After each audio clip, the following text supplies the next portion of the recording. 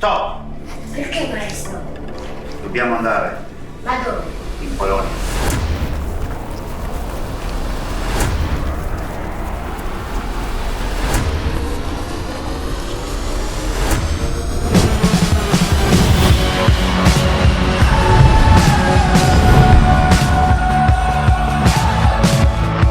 This is a dream set.